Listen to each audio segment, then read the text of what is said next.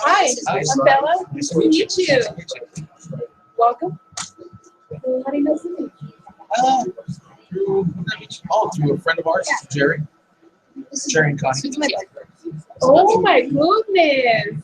Okay. Well, even a bigger one. Really welcome. Really welcome. Yeah.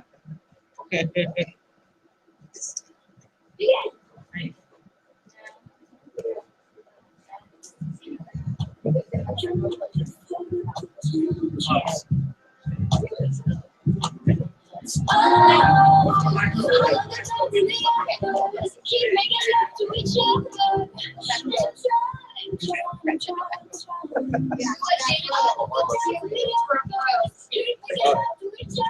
Nice. It's great that we put big faces on this. Nice. Yes, Tony Gomez! Thank you. Welcome, everyone. Great evening. Hope everyone's having a great evening. We'll be honest. So tonight, you're going to hear from three speakers. Our first speaker is going to be Robin Sears. She is going to introduce a problem that we see people facing every day as an adult. And these are the problems that we see. Our second speaker is David Camacho. He's going to talk to you about the solution that we put together. And not only do we feel it is needed, but fighting right now. And for our third speaker is Brett Sears. He's going to bring the problem and solution together and talk to you about the opportunities. Please, help me welcome.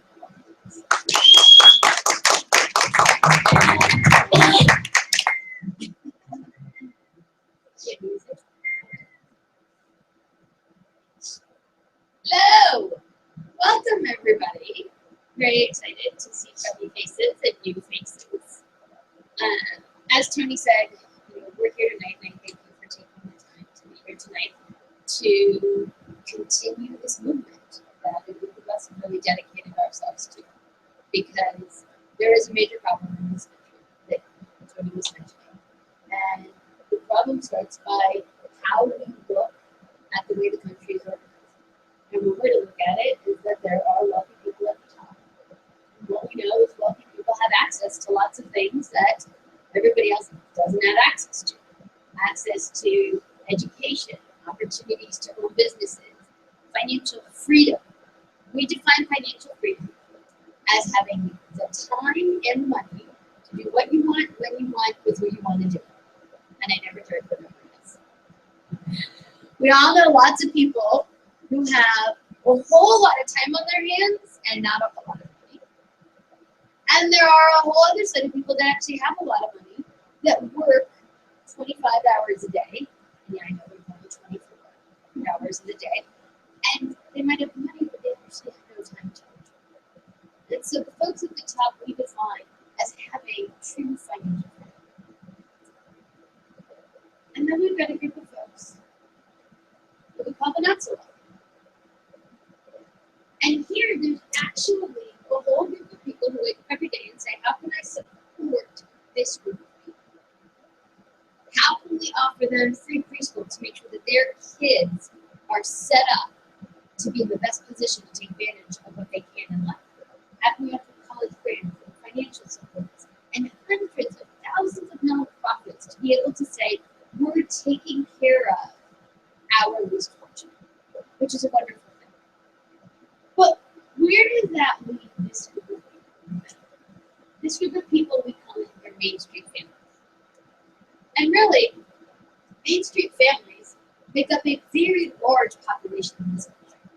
We talk about over 70 million families are in this subsection. Everyone from a single parent making $40,000 a year to a dual income family making $300,000 a year living over here in Stevenson Ranch.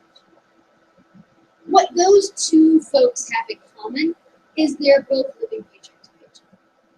They both have a lease on a car. And one might have a Honda and the other one might have a Mercedes. They're both paying for a roof over their heads, even though one might have an apartment and the other might have a 4-bedroom house. And they're both stuck in the middle. In a situation where they want their kids to go to preschool, they understand how important it is, but they don't actually qualify. They make too much money to qualify for free preschool and not enough money to actually pay. Children going to college, owning a business, getting financial advice. What's going on here is that people are stuck in this place, and the truth is that we don't even know. And we don't know what we're just doing what our parents did. Right? And they did what their parents did. And until someone comes in and tells us differently, we can't know anything. And we talk about that the real reason that this is happening, the difference between this group of people and the wealthy people at the top, is access. Wealthy folks have access to tools and information that the rest of us don't. But what does that really mean? Like, how does that really impact our lives? So we took a look at this and said, okay, Main Street families include a whole group of people at the top that we call the baby boomers. There are thousands, my husband would say 10,000, right, folks turning 65 every day for the next 20 years. Huge generation of baby boomers. But what's happening to these folks?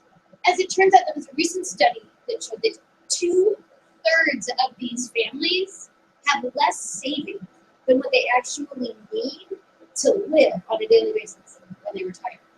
1/3 have no savings at all. Right? I mean, these are shocking numbers. This is the first generation of a 401k and reduced pensions. And we talk about that a lot here, but what we haven't talked about is what does that really mean? What that means is that the company has relinquished the risk of saving and preparing and supporting your retirement and put it all on you.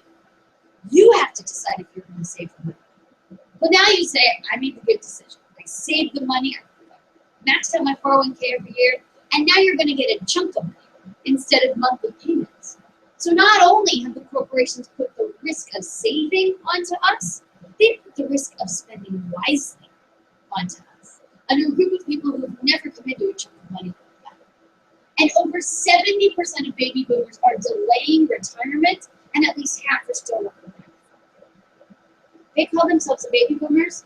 I call themselves the crisis generation because they're out of time in a lot of ways to make up for what they didn't know before. And then we've got our Gen X and Gen Y, right? Those of us in this middle group, we've got families, we want to own, but we don't have the capital. A lot of us are making compromises. We're sending our kids to preschool 3 days a week instead of 5 days a week. And we see what's happening at the generation above. And we think, well, we really need to start saving. And yet our generation is actually taking out more loans and early withdrawals on retirement accounts than any other generation. I call us a stuck generation. We know that we need to do something once we realize what's happening at the top, and we don't know where to turn. And then what's it look like for the millennials? This was really fascinating. Read another study today. 42% of the millennials that were polled say that debt is their biggest concern. And there's a pretty good reason. Tuition is up over the last 7 years, 40%.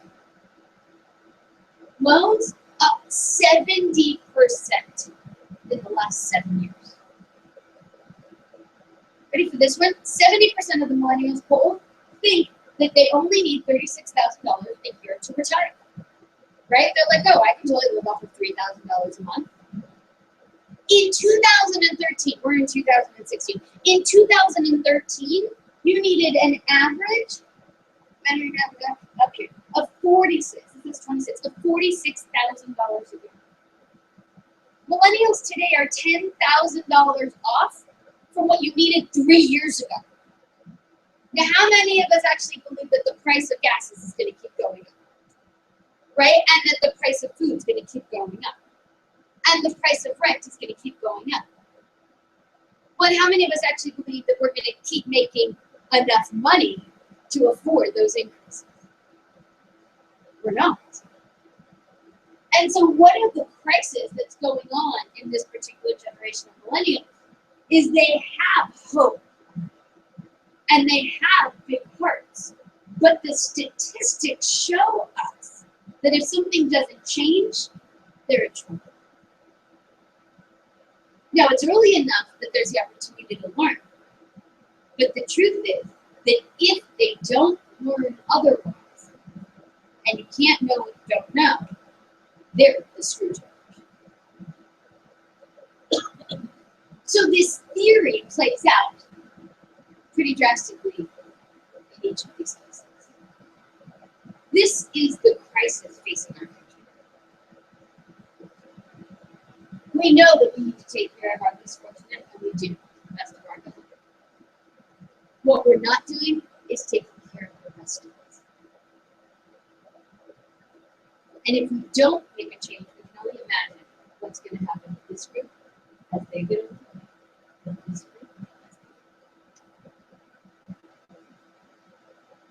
So what do we do?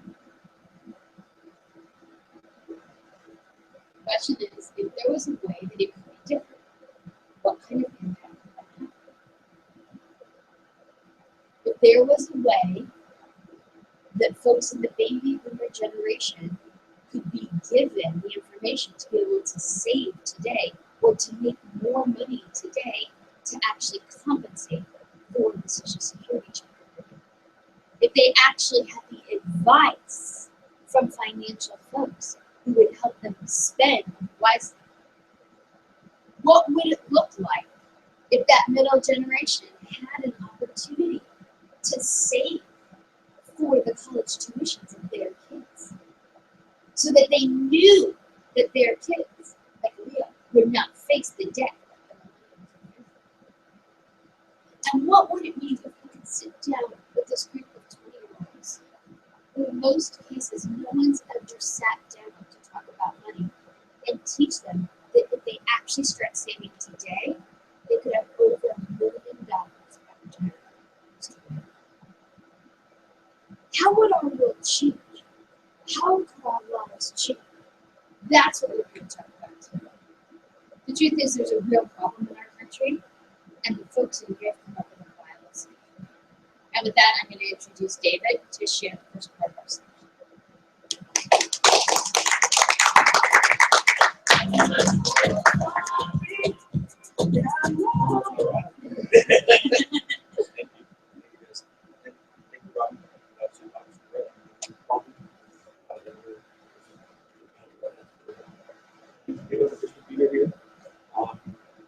And the way into this problem is how the world can think about money and what the world can do to create it.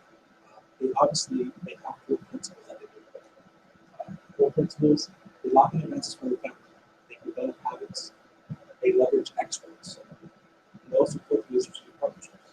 Now, in a partnership, to have a partnership, you have to find someone who's willing to fight with you.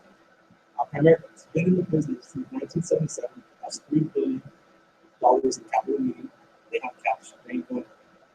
They've been doing this since 1977. Forbes magazine just rated Primerica as one of the most trustworthy companies, financial companies since 2015. Not only that, they have a track record of delivery for Main Street families, technically the group that's stuck, right? Either for a baby boomer community or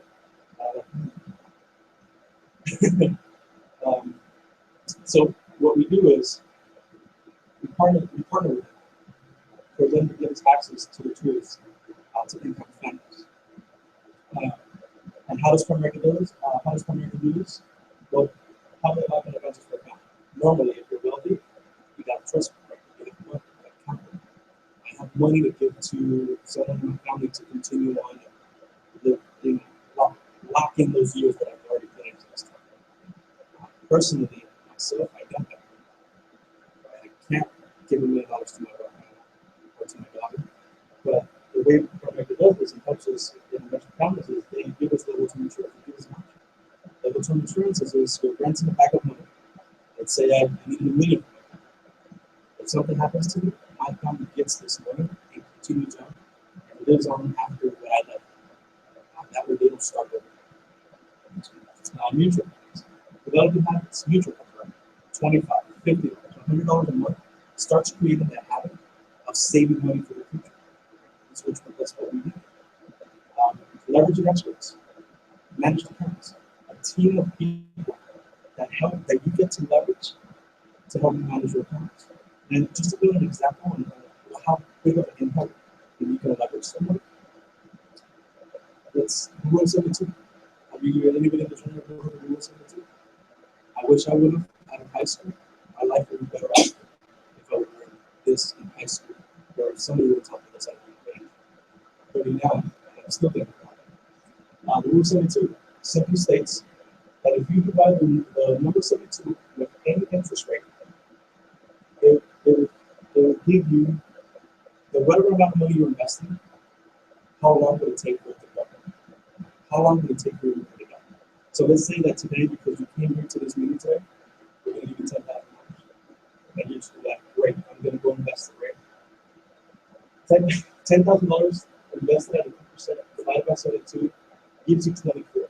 So 24 years, you have 20,000. If you add 24 years to your life from today, you have 40,000. Now, how excited are you? 40 years from now, 48 years from now. Pretty excited. Now, let's say you find it at 6%. 72 divided by 6 is 12. Crazy and shocking thing to me is that you get an extra doubling period, right? In the 12th year, you got 20. At 24, you have 40. And if you put it at 48 years, you have 160. So it's starting to feel more. If I get to apply the leveraging of an expert that can get me at 6%, why not? Now let's say 12%. 12% divided by 72 is every 6 years. That means you get more doubling periods in the same amount of time. The same amount of time, what would you rather take? $2.5 million or $40,000? Same amount. Right? Now, this is what America offers. What America gives us. They give us the access to leverage and expert that can get you something close to go to leading strategic partnerships. That's why we're in partnership with America. They give us access to these tools, to the principles. If I apply these principles to my life, which I have a good shot at being financially secure.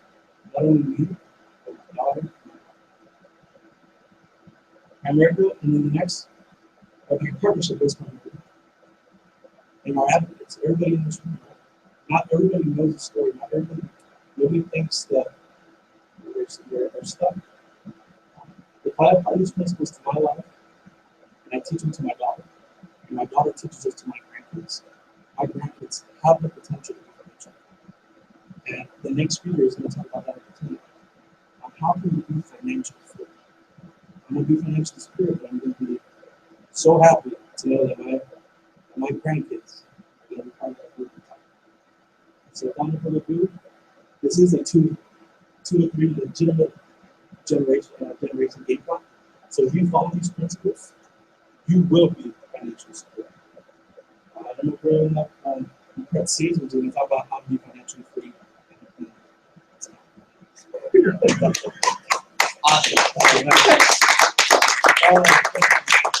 Awesome. So, that's a big deal. Thank you, David. So this is the first time that David's done this part. And it's funny is you can sit here and you can listen, and then all of a sudden someone says, "Here, do it," and it changes the game a little bit. And that's the fun part of what we do. We're going to talk about this. Is our job is to help develop and raise leaders, right? And so this is part of that process. None of us are professional speakers. None of us have gone through. There's just a passion in our heart and an opportunity to grow skills. The exciting thing is David's going to do this part for the next month. And so those of y'all that are going to be here, you're going to watch this man work and change and grow, and where he will be a month from now versus where he is today. You crushed it today. That's the exciting part, because all of us have an opportunity to grow, right? And really, kind of my job tonight is to kind of tie everything together and really kind of look at what's possible. Right, so you heard Raman talk about the fact that there's this systemic challenge in the world, that the wealthy and the not so wealthy. Now, did any of us really need to come to a meeting to have us realize that the rich have a bunch of money, the poor don't have much money, and the rest of us are trying to figure out what to do with our money? Like that's not a new concept, right or wrong. But we hear things like the rich get richer and the poor get poor. Any of us ever heard that before? I've never heard anyone say that and then someone else go, "So how does that work and why?" We just seem to accept it as normal. And see, tonight, what we're talking about in this room is that real change is possible. Well, if the first thing we have to do, if we want to make any change, I don't care what it is, the first thing we've got to be able to do is we've got to be able to identify a problem. Is it clear that we can't fix something we can't identify? Right? We've all walked in, we've all opened up the refrigerator and said, there's something wrong. Haven't we? No, the rest of you have that. Hey, you walk in. Now, the first thing you got to do is you got to figure out what's wrong. And you can't fix it until you're like, oh, that thing you said you were going to eat never ate, and now it's growing hair. Right? So the first thing, well, 70 million families are stuck, and we don't know. 70 million, what does that mean? See, none of us ever, at least most of us, I don't think, ever said, you know, I'm going to just completely make poor choices when it comes to our money. Most of us say, this is the best decision I could possibly make, right or wrong. The challenge is, without the resources and the tools, we don't know how it can be any different. You heard David talk about the Rule of 72. If we don't know the difference between 40 grand and $2.5 billion, is it our fault, for lack of a better phrase, that we don't have that? No, because if no one gives us access to those tools, it's fairyland. We don't even know that it's a problem. So he said the first thing is we've got to be able to say, we don't want this to be a problem anymore. The second thing, though, is we go, okay, is there a solution? Well, we've created and it's validated. Well, what does that mean? See, we can deliver access to the wealthy, what the mainstream families are thinking and doing, what wealthy folks are thinking and doing. See, if we understand that we've got to lock in our advances, that we've got to develop habits, we've got to leverage experts, we've got to cultivate strategic partnerships, and if we can apply those principles to our lives and to our finances, we can systematically make different decisions. Most of us have felt at some point in our life like we're starting over. We've had a boss or someone say, what have you done lately? What have you done? And it's like as though everything we did in the past didn't matter. The world falls apart and we end up isolating and say, oh, we don't want to show anyone that we're not doing well. But I got a question. If the most successful people in the world are turning to their support system when the world falls apart, and those of us are turning in, when opportunities present themselves, who's going to see them? Us turned in, or the successful that have a team of people working together? Guys, it's so systematic. It's so easy to see once it's put out. But how are we living our lives, right? So there's an absolute way to do that. The question then, though, so we can say, okay, we know the problem is 70 million families are stuck. Great, we figured out the problem. We can say, man, we got an opportunity to deliver those resources to mainstream families. Fantastic. We know the solution. Question, how in God's name do you take this solution and deliver it to that group of people? Like, that's a pretty important question, isn't it?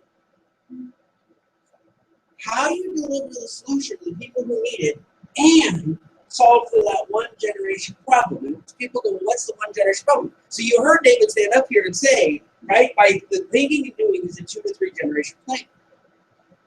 Which means David has the opportunity, David and Anna have the opportunity to save and invest, live below their means, save and plan, teach it to their daughter, teach her to save and invest. By the time her children are old enough, they've got a fundamental opportunity to get free, which is fantastic. As a father, I've got a 13-year-old, 11-year-old, and 11-month-old twins. As a father, to know that my grandkids are going to be done and taken care of is fantastic. And it's 50 years old. And so there's a part of me that says, I'm the guy that gets mad at the microwave because it takes too long. You know when you're screaming at the popcorn because it takes the 2 minutes you don't want to wait, there's a little bit of impatience that's going on? So what about us? We said, how do we deliver this and how do we give us a legitimate shot to get free? Well, the only way to do that in America is path ownership. If you and I don't own, we have no opportunity to create wealth. And if we said, man, if we could deliver an opportunity to grow, to own, to solve this, and the ownership was delivering these tools to that group of people, we'd have a chance to close it. Because one of the big challenges to this, if we can visualize this, see this group of people in the middle. See, our tax dollars pay for these systems, these services, don't they? So does the system ever want that to change? No. And our discretionary dollars buys their products, don't they? So do they ever want that to change? This group of people is taught to turn to go to the banks and the insurance companies and the lenders. Do the lenders ever want us out of debt? Do the banks want us well? So the institution's designed to serve us, they're designed to keep us there, and the system itself is designed to keep it there. Which means unless a group of us stand and say, not on our watch, it's never going to change. And so we said, who better than to deliver this solution to this group of people than us? And so we said, okay, how do we do that? What's possible? See, because there's different groups, right? The baby boomers, Gen X, and the millennials. But all of us need the ability to start building something for us and our family. The opportunity to start where we stand and build it our way for our life. And the opportunity to be in charge of how big or how small we want to build it. See, I don't care how old you are or where you come from. The opportunity to build something for you the way you want for your spirit is critical in our country. It's one of the spirits. It's one of the opportunities. And you said, look, yes, ownership is an opportunity, but we also need to be able to do it for us. Now, the dilemma is that it's really hard to build a solution for a lot of different people and a lot of different personalities. Right? Can you all relate? If you had a group of people, like we've all been around people we agree with. Isn't it easier to be around people you agree with than people you don't? The problem is if you agree with everybody and you're always around people who agree with, you're not actually solving the problem for the masses. You're solving the problem for the people you agree with. And so we said, wait a second. How do we align our goals? If we want real change to be possible, how do we do it? See, because there's some people in the world who get up every day and they are motivated to fight to make an impact. There's something inside them that says, man, I want to help. I want to be a part of it. I want to solve these problems. They donate time at hospitals and they work with kids and they're social workers. There's something that says, you know what? What I do matters. It inspires me. It's everything. And there are some people that are like, yeah, that'll help people's great, but my ass wants to be rich. I like living in a nice house. I like driving a nice car. I like going to nice dinners. I like nice things. And there are some that are like, dude, I don't care. I just like to win. I don't care if it's getting on the freeway. I want to be the fastest one there. I show up early. I go home late. No one else. Right? There is like second's the first loser, all of that stuff.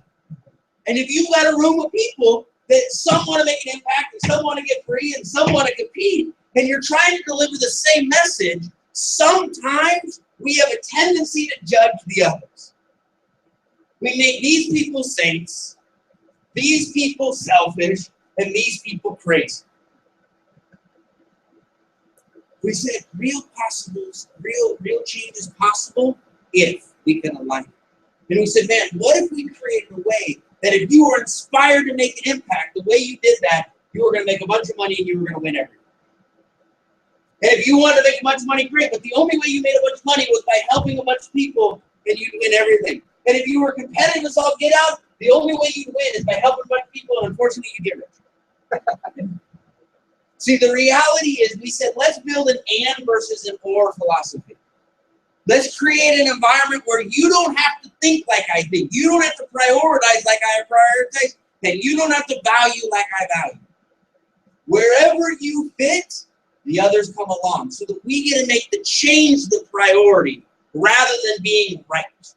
Rather than convincing people that there's one way to be, we get to gather up everybody that says, man, let's make a change. Because the problem is too big for any one group.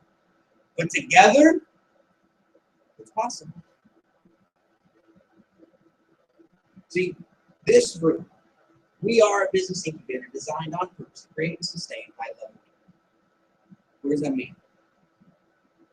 That means a group of us that we've been doing this for a long time. And what we want to do is we understand that the path of ownership is the only way that you and I can actually create freedom. The only way we can deliver this message to the right people and enough people is to align our goals and to help people become legitimate entrepreneurs. But if you got to reinvent the wheel and figure it out on your own, it's going to take too much time. The cost of college is rising at such a rate that our kids, it'll be out of, if we don't make a change, it'll be out of loop. Retirement, it'll be out of loop. Drop, it'll be out. We got one generation to fundamentally make this change. And we're going to do that. We need to attract the best of the best and give them the best tools possible. Well, if you found someone that had done what you wanted to do, they were willing to take the time and energy to teach you every step of the way, and they helped you navigate through every challenge, and you did it, could you be successful? That's what this is. The problem is real. The solution is viable, and the opportunity is there.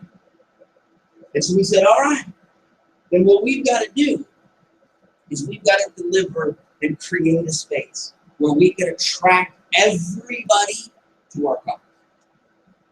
But not everyone to our business, everyone to our company.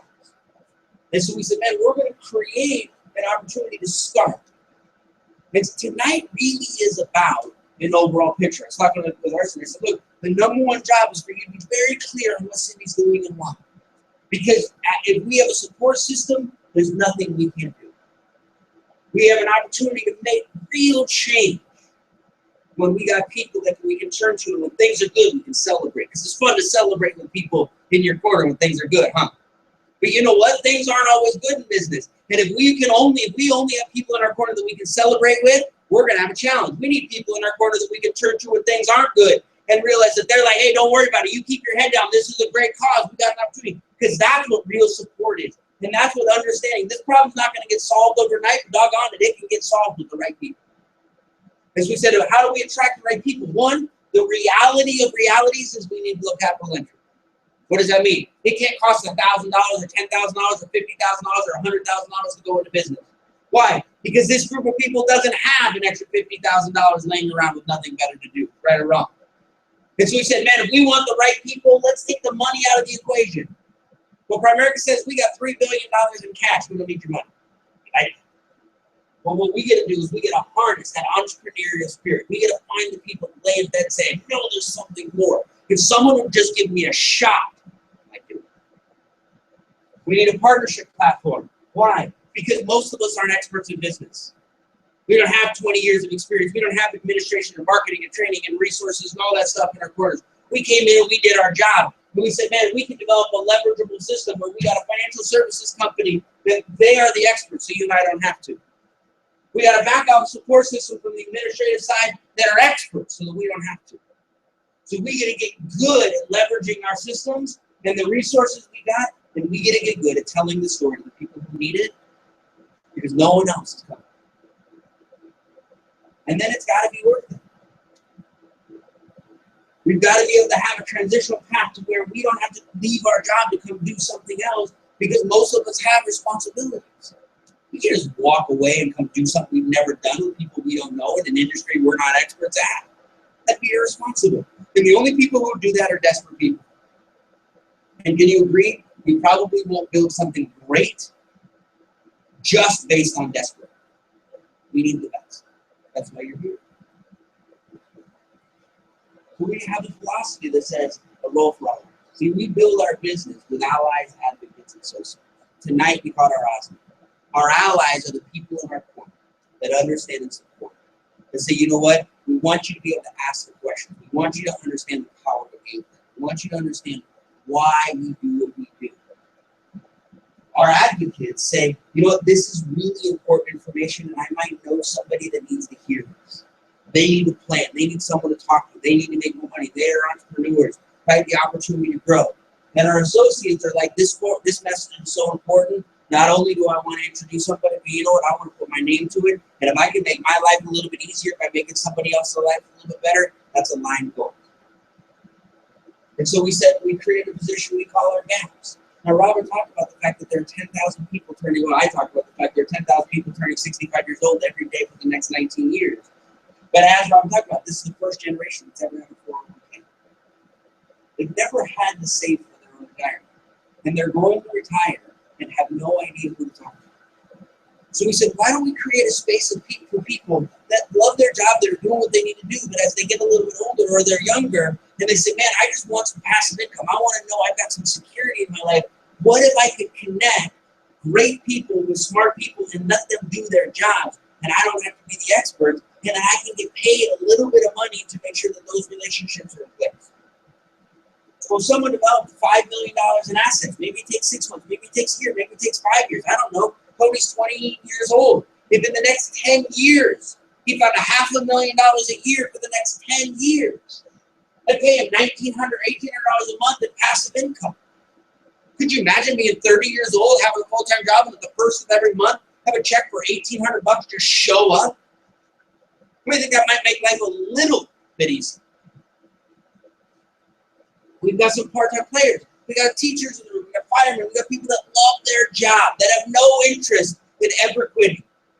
But unfortunately, this country has an or philosophy. A lot of us say we'd like to make a big impact. And we say, great. We'd like to make money. Great. But most of the time it's broken down where you can do one or you can do the other. And so we said, well, why can't we find and attract great people that have made the decision to be motivated to make an impact? They say, look, every time you help a family lock in their advances and develop the habits to change their fundamentals when it comes to money, you can make $200 to $900 every time you did it. Every time you help the family develop a plan, you could make your financial life a little bit lighter. Doesn't that allow us to keep great people in the positions they are and know that their families are going to be taken care of? And then we've got some folks that are like, yeah, you know, that whole love their job and really good at it, that might not be me. There are some of us that haven't dreamt about the job we had from the time we were a little kid, and we just got it because someone said, show up and we'll pay you. Right? I was talking to people, how'd you end up here? And it's always some fluke answer. And my number one answer is, and I love this, I've been having these conversations a long time, but I'm getting ready to start having more conversations. And so I started like bringing out the oldies but goodies. And my number one question that I love to ask people is, well, two questions. One, how long have you been at your job? And they'll tell me. And the very next question I ask is, how long did you think you'd be there when you started? Because if you're on a career path that you planned and thought, you're like, I thought I was going to be here forever. But most of us didn't create a career. We got a job that paid us enough money. And so the answer is, traditionally, you know, I thought I'd been here like a year or so, and then I kind of move on. How long you been there? 13 years. What happened? Every Friday they paid me the check never bounced. And it became easier to stay and cash the check than to transition to whatever thing we thought we were going to transition. And we said, well, what if we could take those spirits, that entrepreneurial spirit, and say, look, let's let your job provide you the opportunity to learn how to be an entrepreneur. Learn the skills, learn the resources, develop the assets, develop capital reserves, do the things you need to do to be a successful entrepreneur, and let us align our goals. And then there are some entrepreneurs, there are some people that dream big. There are some people that are like, okay, what if I gave it the best I had? What if I said for the next 5 to 7 years I went nuts? And that's okay too. There's a space for everybody. But we said, look, the reason why entrepreneurs, the ownership matters is we have the opportunity to be paid in 3 different paths. Ownership is built on passive income, the ability to earn money on work we did before. Revenue, the ability to drive effort and income now and profit. The opportunity to leverage passive income and revenue in another location. So we said, well, if as you're developing and learning, you develop $15 million of assets, right? And $30 million to your team, that'll pay a couple $100,000. If you build a team that helps 30 families a month, that'll pay you $150,000, $200,000. And if you teach a vice president how to do the same thing, or half of it, then you'll make about $6,200 a month, about $72,000 a year. Well, if you develop one that's 72, 3, 144, 350, that's $200,000 in passive, $200,000 in revenue, $350,000 in profit. See, guys, the reality is, he said there's a place for everyone in the world for all of us. Whether it's as our allies, whether it's simply when you sit here and say, I didn't know any of this. We sit down and go, do you know your financial independence? Do you know what it's going to take for you to retire? What are we supposed to say to that? Do you know your debt-free day, or what it's going to put your kids in college? What are we supposed to say to that? If something, God forbid, happened to you, do you know what kind of a financial impact that would have? What are we supposed to say to that? Why? Not only why, but why is it okay? So when we talk about our allies, the importance of allies is the understanding that there is no march on Washington. There is no one frustrated. There is no advocate for us that stands up and says, this isn't the way it's supposed to be. Why? Because most of us learn from our parents and our friends what to do with our money. But most of us don't want our parents or our friends' financial life. So we don't even know that it's a problem. Why are allies so important? Because at least there's a group of people that are like, shh, that's totally messed up. That's not the way it's supposed to be. Ding, ding, ding, you're right. Because the moment someone in this room says, that's not okay, we have a platform to grow. Whether it's as our advocate. Look, we don't put $1 billion worth of commercials on TV. We didn't have a cool little animatronic thing or a cool catchphrase or a nice jingle. You know why? Because do you know who pays to let you know that nice jingle? The clients of the company. Instead of charging you X, they got to charge you Y. And the difference is the amount of money it's going to take for them to get more clients. People ask me all the time, hey, are we ever going to advertise? No. Why do you guys do it the way you guys do it? You guys do it differently than everybody else. You know what? We do, and we have to. The reason our system has to be different is if we're just like everyone else, then we have to function just like everybody else. And if we're not part of the solution, we're going to be part of the problem. We got no interest in it. We said, you know what? If we're going to recognize the problem and the solution, we're going to have to tear it up, and we're going to have to start from scratch. So we said, man, we have to have the people in our lives not only clear, but help us reach this message. Because you know what? The people in our communities are in trouble. They might not know it, but how many of us know somebody that died too young and we had no idea how their family was going to be okay? Why is that all right? How about how many of us know people that have retired and have had to go back to work? Or people that have lost their house or not put their kids to college because they didn't know how to plan. And people said, oh, it's such a shame. Moved on to the next topic. What if you and I could be responsible for the people in our lives never having to do that? You either be good at planning or good at explaining. Most of us expect our communities and our families to get good at explaining. And then as our associates, whether it's people inspired to make an impact, just free. I want to think everybody else needs. The backbone of impact, the backbone of choice and freedom comes from folks that say, I want to be part of the solution. And whether it's as an ally, or as an advocate, or as an associate, we can accomplish more together than we ever can. And we can be proud of everything. We can celebrate the people that are participating in this growth, and we can grow. Tonight is about introducing these ideas and letting you know that it's time we reach the people. It's time that we lock our arms and say, you know what? This isn't status quo. This isn't business as usual. This isn't, oh wow, that's interesting. We are on fire, and we don't know. And it's only going to take a couple of us to go, oh my God, maybe we should roll around. So we're going to be here next February. 1 week from tonight, we're going to be here. And I think we should have 200 people in the room. That might be a lot for me. Tomorrow night, we have our Spanish meeting. We'll have 30 or 40 people in the room. See, we have a dilemma. We have a young team that's starting to grow. The squirrel happens, right? So they're like, wait, Thursday, Wednesday, I'm confused. What do you mean? And so I get that. I talk to people who are like, oh, I'm supposed to come to both things. You can do whatever you want, right? We created the space. Guys, there are great people that just need to know what it is. The space is created and the opportunities. We are so proud of the people in this room. We are so proud of what's going to be accomplished in 2016. But the best way to make the impact we're going to make, to create the profit we want to create, and win the things we want to win, is to surround ourselves with amazing people who want to be. Thank you so much for being here. If you have questions, if you need anything, please let us know. We're back here on Saturday. Jeans and t-shirts, 9 to 11, full training. This is about us teaching every step of the way how this is going to go and how we can go.